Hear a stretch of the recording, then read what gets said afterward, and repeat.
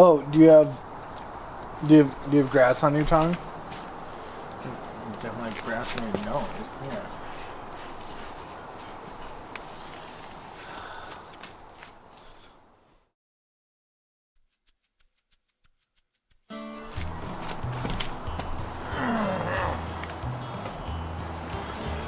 Well, my name's Mikey J, and this is C's J's Adventures.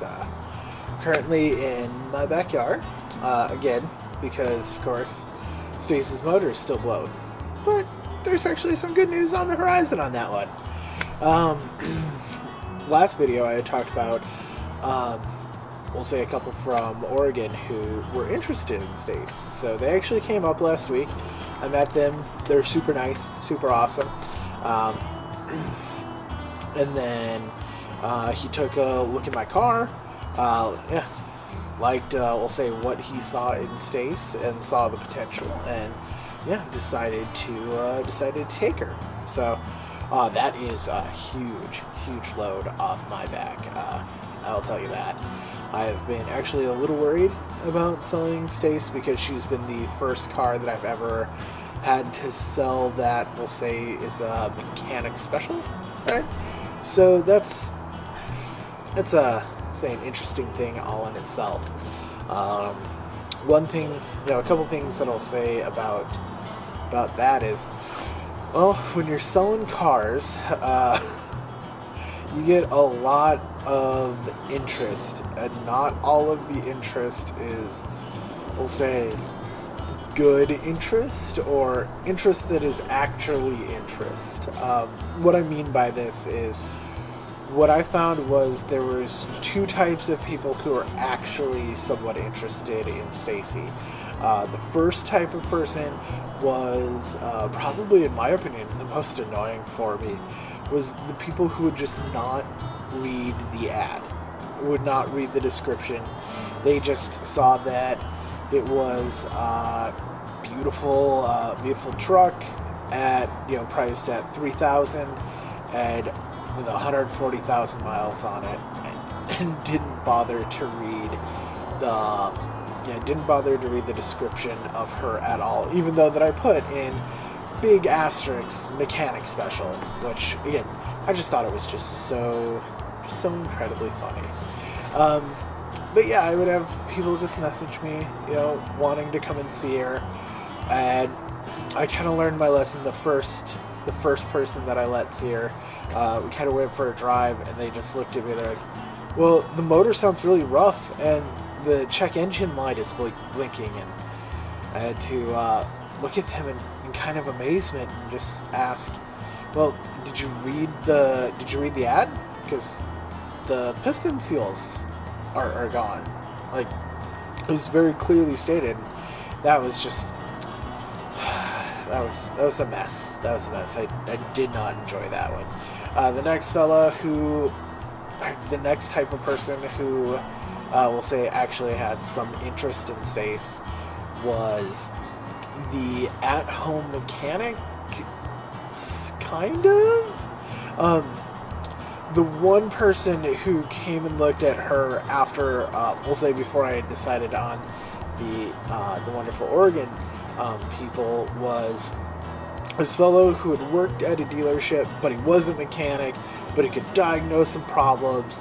So he didn't believe me in my description when I said the piston seals were going out and there was oil leaking into the combustion chamber, and he just wouldn't believe this. Just didn't believe it. So he came over, took a look at it, and lo and behold, we're absolutely correct. My mechanic, who I spent thousands of dollars at, was 100% correct. That's what it was. And that just blew my mind. Just blew my mind that you were going to waste my time and his time and all of that just to go, well, yeah, he's right. Like, just didn't make a lot of sense. But it's not really who I was looking for either. The person that I was looking for was somebody who was just going to swap the motor, who maybe worked at a Nissan dealership and actually knew Nissans and like yeah had done this before, and lo and behold, the people in Oregon, they've done this before. He when I met him, great fella. He, like I said, he took a look at Stace, saw all the potential, was very kind when he said, "Oh yeah, no, everything you said is completely here. Like this is exactly what it is." So, but yeah, so he was exactly who I was looking for. He was the yeah, that's it. Because they're gonna be able to keep Stace on the road, and I hope honestly the next time that we're down in Oregon, I see her out there on the trails, doing some camping, doing what she was bred to be done. So my advice honestly is, again, when you're selling cars, just be as honest as you can about it. You are going to get a lot of interest that is going to go nowhere. It's just going to happen. Like, and you just got to weed through it and persevere on, and eventually you'll find the correct buyer for your car. So that's kind of, we'll say, the light at the end of the tunnel. One of the, I guess, the next thing is we got to talk about, we'll say, what we're going to get into next. Let's just say the Weiss Pathfinder, Waz's Pathfinder. It's great, it holds a lot, and it can go camping, but it is not my favorite adventuring vehicle. I mean, it goes down a dirt road, fine. I mean, it does it. It'll be great, but we need something that's easier, that's something that's already set up, that's something so that when we go, oh no, let's go camping this weekend, that it's put the cooler in and we're done. So that's kind of our next thing. The other thing that it has to do is it has to be super reliable. It has to be able to get us to North Carolina. It's got to get us to South Dakota. I want to go get some pizza, right? Lauren wants to go visit her mom, and we got to go to a homebrew festival in West Virginia. So all of this has to happen in this vehicle, and so it's got to be super reliable. The nice thing is that we'll say the trucks that we're looking at, just we're going to be looking at trucks. Well, of course, one's the Nissan Frontier, because I love Nissans, and I've owned an Xterra and Pathfinder, and yeah, might as well own a Frontier and just kind of round it out, of course. So we have driven a couple. They've been nice. They've been wonderful. We also drove a Ranger, which was very small, and a Colorado, which was nice, but the package that is needed to make it tow over like 7,000 pounds is, we'll say, very limited in the number of vehicles that comes with. So that's kind of also out. I also really, really want the diesel if we're going to go with Colorado. We also test drove a Tacoma, and it was nice. Honestly, the Tacoma was nice. I still do not see what all the hype is all about. I get it that you can bolt, like, you can just bolt your overlanding Instagram life right on there, I guess, which is nice for some people, but it's just not me. So it's nice. I mean, we'll probably test drive another one, I'm sure, because we want to keep our options open, but I don't know if we'll settle on the Tacoma. That's, yeah. I think my heart's just set on a Frontier. They will hold the same space as for the puppies in the back. We'll do a rear seat delete in whatever truck we get, so they'll have plenty of room, and then of course the truck bed's there with all of our gear, so it'll be nice. But yeah, one of the reasons that I think that the Frontier is really just going to lead the pack is it's the simple fact is the reasons I've been going with like Nissans for the last couple of years is just the availability of parts. This platform has been around from 2005 until 2019, right? Hi, baby. And so there's just tons of parts out there.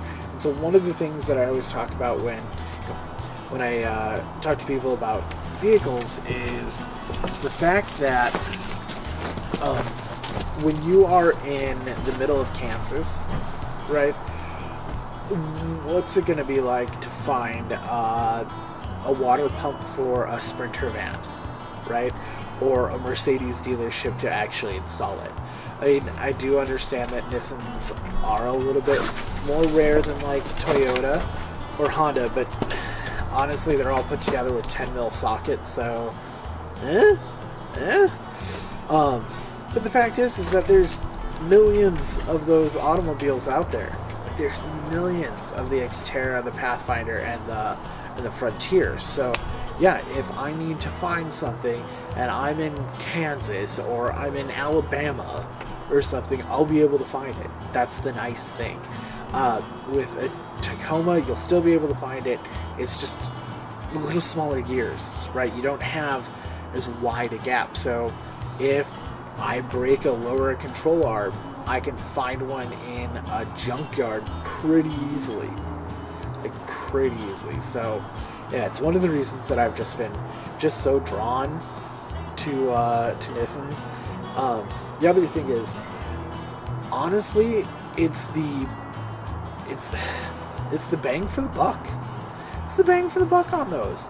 Like, for the price that we're looking at for the next truck, we are finding 30 or 40,000 miles less than the next Tacoma, and with newer years. And yeah, like, we've just been finding a lot better deals, So I just think that the bang for the buck on the Nissans are just far better than anything out there. They just aren't. And I will say this, I am kind of excited about the Frontier, and it just, yeah, being able to just throw stuff into the bed and we're done. You know, not having to try to pack, not having to have a pet barrier. The pups will have their own area. They'll have their own space that they don't even have to worry about, you know, stuff falling down on them or, you know, even jostling around. That stuff will all be in the back. So I'm pretty excited about that. But yeah, but I think that pretty much covers it all. Of course, if you have any questions, put them in the comments. But yeah, I'm Mikey J. This is Seas to Trees. Check us out on Instagram and YouTube. Oh, and I just made a subreddit, which is pretty cool too, but it's not that pretty yet. But yeah, check us out, and yeah, thanks for listening. We'll see you later.